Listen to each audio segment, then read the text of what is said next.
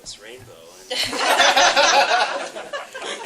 it seems to me, and I haven't thought about this before, but as a metaphor, there may be three directions it takes us. One is this kind of model of identity where all of these different elements, these different colors somehow come together in a unified presence.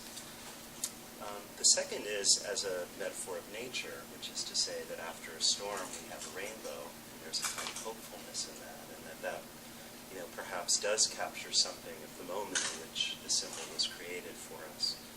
And the third is the Judy Garland song, which the Somewhere Over the Rainbow, There's a Place for Us, which I think also captures something of the moment of that symbol's creation, and a kind of a desire for place, maybe even a kind of utopian place, a safe place, etc., etc. And I was very interested by your reference to Weber and the tension between a bureaucratic and charismatic organization, and wondering if maybe I was going a little too far with the sort of propping up of the charismatic, and would these sparklers really work for us? And and then I don't really know where I am with this, but if we could come up with some kind of visual representation of something that maybe would capture that tension rather than one side or the other, what would it be? And might that be the sky at night, the stars in the sky with shooting stars and the changing of constellations in the season, and all of the kind of imagination and projection and longing that we project onto the sky, and yet its stability above us is a kind of covering. So I'll go off into the night, looking upwards. Thank you. For rent control.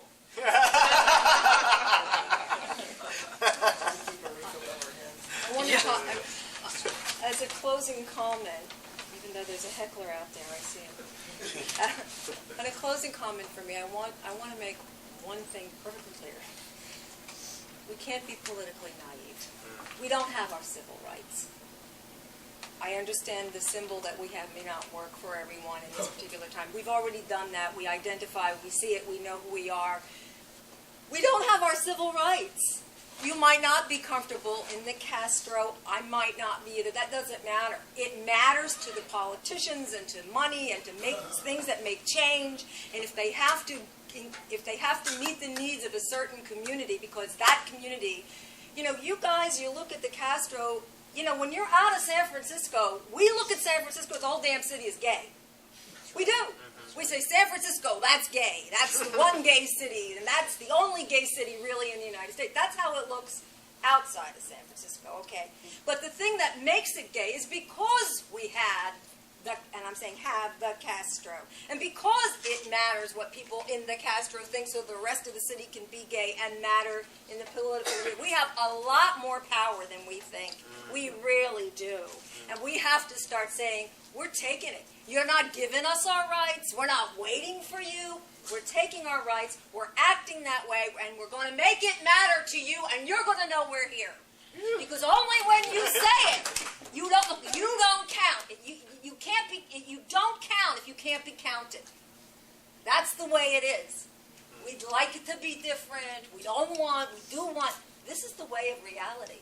If we're not going to let people know we're here, and I don't care how we're going to show them, where it's a great big flag or a little tiny flag or a logo or moving around all over the country showing, we have to let them know. And I say them because there's a big them out there. We know this. Ask the gays in the military. Ask the people who get beat up. Ask the people in small towns. Ask that person in the nursing home who can't talk to anybody else about their experience. I know because they come and cry to me. I went to the home, and there's nobody there like me, and I was an activist all my life, and everyone's really gay-friendly, but there are no gay people there. Okay? We have to take that political power and get our civil rights, and then we'll worry about the other things. That was marvelous. I don't think that there's much that could be said after that. I think it's the same as in to me, queer is again, not to make a bigger issue of, like, the dichotomy of, as the physical, well, it's this is a queer space right now, not because we're in the historical society space. What is queer to me is that allowability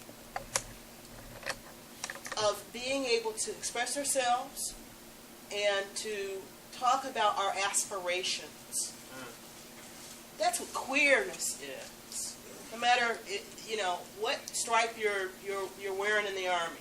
If you're lesbian, if you're gay, if you're bisexual, transgender, etc. And yes, there are various tensions and various things to still be that we still struggle with each other around. But that's what queer is to me. It's that space. No matter where I am, no matter where I'm going, it's going to be queered up.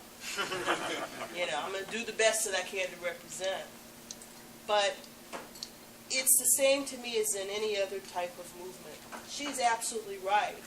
We can't afford to be quibbling over certain things, but at the same time, too, we know how to act queer, and that is to at least be conscientious of those things as we move along.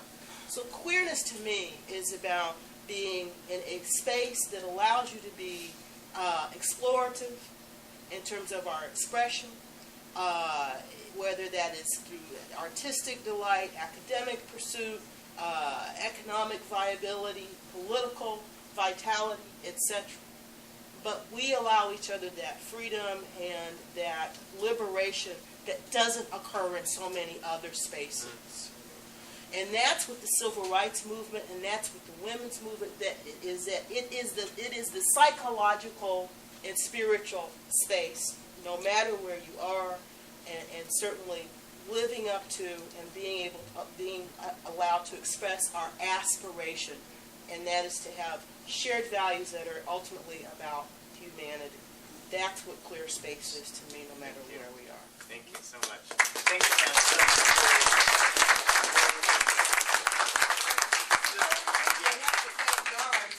Actually bringing together this wonderful series of panels. Yeah.